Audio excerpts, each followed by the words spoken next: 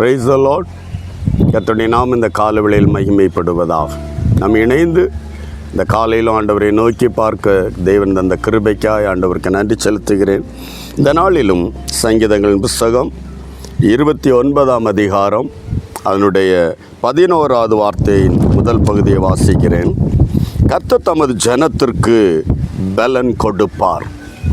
கர்த்தர் தமது ஜனத்திற்கு பலன் கொடுப்பார். இந்த காலை வேளையில் தேவன் தம்முடைய ஜனத்திற்கு பலனை கொடுக்கிறார்.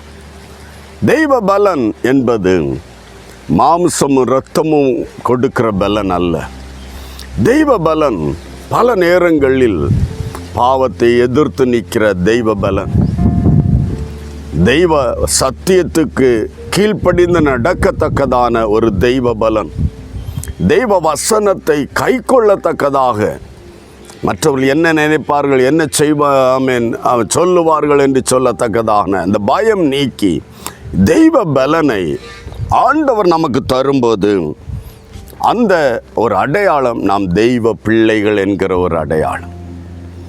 ஆமேன். விசுவாசத்தை தூண்டும் இந்த தெய்வ பலன் என்பது விசுவாசத்தை பலப்படுத்தும், விசுவாசத்தை தூண்டும், தைரியப்படுத்தும். சரீரம் பலவீனமாக இருக்கலாம், ஆனால் ஆத்துமாவோ பலன் கொண்டு என்னால் இந்த சோதனையை, என்னால் இந்த வேதனையை கடந்து சொல்ல முடியும், என் தேவனால் இந்த தடைகளை கடந்து செல்லுவேன். இந்த பலம் வேணும். அநேகருக்கு அதை கடந்து செல்லுகிற அந்த கிருபையை கொடுத்திருந்தாலும் தேவன் பல கிருபைகள் என்கிற வேத வசனம் என்கிற அந்த பட்டயம் கையில் கொடுத்திருந்தாலும் அதை பயன்படுத்துகிற திராணியற்றவர்களாய் பயந்து போய் உட்கார்ந்திருப்பாங்க. சத்துருவை கொண்டு, போராட்டங்களை கொண்டு ஒரு நடுக்கம். ஹல்லேலூயா. இந்த காலை வேளையில் தேவன் தன்னுடைய ஜனத்திற்கு அந்த பலனை கொடுக்கிறார். சத்துருவை மேற்கொள்ளுகிற பலன், பாவத்தை மேற்கொள்ளுகிற பலன், எதிர் ஆயுதங்களை மேற்கொள்ளுகிற பலன். இந்த காலை வேளையில் அந்த பலனை தேவன் நமக்கு தருகிறார்.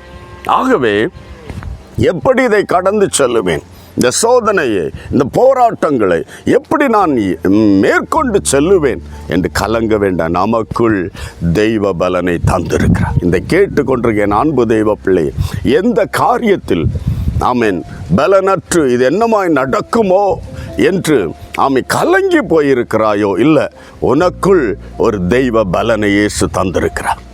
உன்னத பலன் கர்த்தர் உனக்கு தந்திருக்கிறார்.